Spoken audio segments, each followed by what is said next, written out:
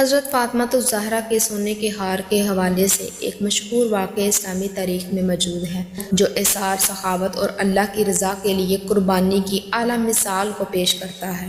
ایک مرتبہ حضرت علی رضی اللہ تعالیٰ عنہ نے حضرت فاطمہ رضی اللہ تعالیٰ عنہ کو ایک سونے کا ہار تحفے میں دیا۔ ایک دن ایک فقیر مسجد نبوی میں آیا اور مدد کے لیے رسول اللہ صلی اللہ علیہ وسلم سے سوال کیا۔ رسول اللہ صلی اللہ علیہ وسلم نے صحابہ سے فرمایا کہ جو شخص اللہ کے راستے میں دے سکتا ہے وہ اس فقیر کی مدد کرے۔ جب حضرت فاطمہ الزہرا رضی اللہ تعالیٰ عنہ کو یہ بات معلوم ہوئی تو انہوں نے فوراً اپنا وہی قیمتی ہار اتار کر فقیر کو دے دیا تاکہ وہ اسے بیچ کر اپنی ضروریات کو پورا کر سکے۔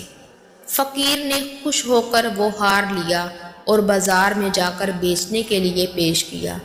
صحابی رسول حضرت عمار بن یاسر نے وہ ہار خرید لیا۔ اس کے بدلے میں انہوں نے فقیر کو کھانے کے لیے کھجوریں، لباس اور کچھ رقم دی اور ساتھ ہی ایک غلام آزاد کر دیا۔ اس کے بعد حضرت عمار نے وہی ہار خوشبو لگا کر دوبارہ رسول اللہ صلی اللہ علیہ وسلم کی خدمت میں پیش کیا اور کہا، یا رسول اللہ، میں یہ ہار آپ کو تحفے میں دیتا ہوں اور چاہتا ہوں کہ آپ اسے کسی کو عطا کر دیں۔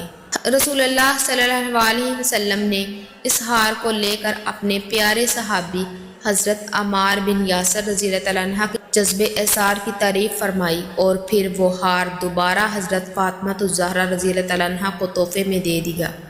میری پیاری بہنوں، اسلام میں ہمارے پیارے پیغمبروں، صحابہ کی اثار اور سخاوت کی بے مثال قائم ہے۔ اگر ہم نیکی کرنا چاہیں تو ہمارا ایک چھوٹا سا عمل کئی نیکیوں کا ذریعہ بن سکتا ہے۔ حضرت فاطمہ الزہرا رضی اللہ تعالیٰ عنہ نے کس طرح ایک ہار کے بدلے حضور پاک کی بیٹی ہونے کا ثبوت ادا کیا۔ انہوں نے فقیر کی مدد کی، حضرت عمار بن یاسر نے غلام آزاد کیا اور اللہ کے راستے میں خرچ کیا، اور اس ہار کے واقعے سے حضرت فاطمہ کی سخاوت نمایاں ہوئی۔